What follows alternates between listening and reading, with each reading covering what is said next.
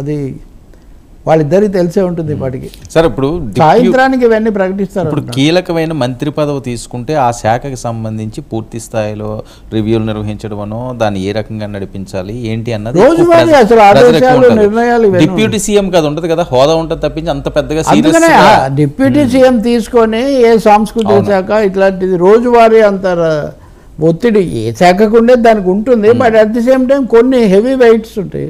ఇప్పుడు హోంశాఖ, వ్యవసాయ శాఖ, రోడ్లు, భవనాలు ఇట్లాంటివి రెగ్యులర్గా చేయాల్సింది. కొన్ని యువజన సర్వీసులు లేకపోతే సాంస్కృతిక శాఖ, సినిమాటోగ్రఫీ, ఆయనది కూడా ఎట్లా కళాకారుడు కాబట్టి ఇట్లాంటివి చేసే అవకాశం కూడా ఉంది. అంటే ఇప్పుడు ఎట్లా ఉంటుందంటే పదవిని బట్టి చిరంజీవి టూరిజం సహాయ మంత్రిగా ఉన్నప్పుడు కేంద్రంలో మాకు వేరే అంబాసిడర్ అక్కర్లేదు, మీరే అంబాసిడర్గా సరిపోతారని అంటున్నారు అప్పుడనే అనేవాళ్ళు. సో కొన్నిసార్లు మనుషులను బట్టి పదవుల తూకం పెరుగుతుంది. అవును, కొన్నిసార్లు పదవుల్లో ఉన్నా వాళ్ళకి సరిగ్గా లేకపోతే తూకం రాదు. సో పవన్ కళ్యాణ్కు ఆఫ్టర్ దిస్ గ్రాండ్ విక్టరీ ఆయన ఏం తీసుకున్నా కానీ ఆయన చేయొచ్చు. కానీ బహుశా నేను రోజువారీ చట్టంలో చిక్కుకోరు అని మటుకు నేను ఇప్పటికీ భావిస్తున్నా. బహుశా ఏ ప్రత్యేక అనుమతి తీసుకుంటారా లేకపోతే వీళ్ళతో ఆయనకి ఏమో అండర్స్టాండింగ్ ఉంది ఆ ఫిలిం వాళ్ళతో అవి మనకు తెలియదు. అవి వాటికి రకరకాల పద్ధతులు ఉండొచ్చు. కొంతకాలం వాయిదా వేయచ్చు.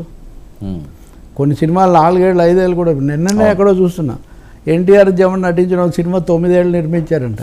ఎవరు దేవుడు అని. తర్వాత ఆడలేదు అనుకోండి. అది లవకుశ కూడా 4 సంవత్సరాలు నిర్మించారు. కాబట్టి పవన్ అలాంటి అరేంజ్మెంట్ ఏదైనా చేసుకోవచ్చు. సరే, మెగా బ్రదర్స్ అందడి తమ్ముడు విజయాన్ని ఆయన ఆస్వాదించడం, ఆయన హడావిడి ఎలా అనిపించింది సార్? అంటే నేను అనుకుంటాను చిరంజీవి కళ పూర్తిగా ఈరోజు నెరవేరింది అనుకుంటున్నా.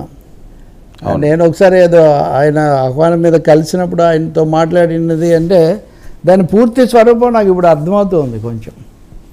ఆయన ఆ రోజు చెప్పినప్పుడు నేను ఒక భాగానికి ఎక్కువగా ప్రాధాన్యత ఉంది అనుకున్నాను నేను. అంటే మోదీ పిలిచారు మోదీ అంతకుముందు రోజు భీమవరం అక్కడ జరిగిన దృశ్యాలు వీటి మీద ఎక్కువ అందరి దృష్టి ఉండింది. పార్టీలో చేరకపోయినా కానీ ఆయన ఎక్కువగా మోదీ పట్ల గౌరవం, మోదీతో ఉండాలి, మోదీకి తమ కుటుంబానికి తెలుగుదేశాన్ని బీజేపీని కలపటంలో ఆయన ప్రేరణ ఎక్కువ పనిచేసినట్టుగా ఉంది. సో ఇక్కడ రాజకీయము కుటుంబం రెండు కూడా కలగాల్సినటువంటి ఒక సందర్భం. ఇంకా మీరు ఆ లెక్కను తీసుకుంటే నాగబాబు కూడా ఎలాగో ఉన్నాడు కాబట్టి మొత్తం మెగా బ్రదర్స్ దీనిలాగా మనం భావించవచ్చు. మోదీ కూడా వాళ్ళతో మాట్లాడుతున్న తీరు, చెప్తున్నది ఇదంతా చూస్తే రామ్ చరణ్ కూడా ఉన్నాడు కదా అక్కడ ఇంకా. కాబట్టి it's a complete picture. Mega అదేది విజేతలో లాగా ఫ్యామిలీ అసలు చాలా ఎమోషనల్ ఫీల్ అయ్యారు. ఎందుకంటే ఆయన కూడా కేంద్ర మంత్రిగా అయినప్పుడు అంత ఎమోషనల్గా తీసుకోలేదేమో. అది ఉంటుంది కదా. ఇప్పుడు తమ్ముడు సూపర్ స్టార్ అయినప్పుడే ఒక ఇది, తర్వాత ఇంకొకటి, ఇప్పుడు రాజకీయాల్లోకి వచ్చి అనేక ఇవి విని.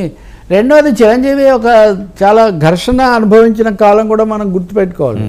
ఇప్పుడు జగన్కు టీడీపీకి లేదా జగన్ పవన్ తీవ్రంగా ఘర్షణ పడుతున్న రోజుల్లో చిరంజీవి కొంత జగన్తో ఉన్నారేమో అనే ఒక అభిప్రాయం మీడియాలో చాలా బలంగా వస్తున్నప్పుడు అసలు చిరంజీవి వైసీపీ తరఫున రాజ్యసభకే వెళ్ళిపోతారనే కథలు కూడా వదిలినటువంటి ఒక కాలం ఇవన్నీ ఉన్నాయి. కాలాన్ని మనం తొందరగా జనాలు మర్చిపోతుంటారు. కానీ వీటన్నిటిలో ఆయన గంభీరమైన నిశ్శబ్దం పాటించాడు. లోపల ఎంత ఇది పడినా కానీ ఇప్పుడు ఆయన బీజేపీతో ఉండాలని అనుకోవచ్చు, లేదు ఇంకొకరి చేయొచ్చు. ఎవరి అభిప్రాయాలు, ఎవరి ఆలోచనలు వాళ్ళవి కదా. కాబట్టి బహుశా ఈరోజు ఆయన కోరుకున్న దృశ్యం అనుకుంటున్నాం. ఈ దృశ్యానికి దర్శకుడు చిరంజీవే. అటు పవర్ స్టార్, ఇటు మెగాస్టార్, మధ్యలో బీజేపీ స్టార్ లేదా పిఎం స్టార్ అనుకుంటే కనుక ఈ దృశ్యం పూర్తిగా వాళ్ళ పిక్చర్ అది. ఓకే, దాని ప్రజల ఓటింగ్ ఇవన్నీ కూడా సహకరించాయి. సరే, ఏంటి ఉదయం నుంచి నేను సాయంత్రం నుంచి పెద్ద ఎత్తున ప్రచారం జరుగుతున్న అంశం, చంద్రబాబు నాయుడు గారు జగన్మోహన్ రెడ్డి గారికి ఫోన్ చేశారు, ఆయన స్పందించలేదు. వైసీపీ వాళ్ళు మొత్తం డుమ్మా కొట్టారు ఈరోజు ప్రమాణ స్వీకారానికి. దేనికి సంకేతం ఇది? ఏం సంకేతం ఉందండి? ఇప్పుడు మన దేశంలో, మన రాష్ట్రాల్లో, దేశంలో ఉన్న రాజకీయ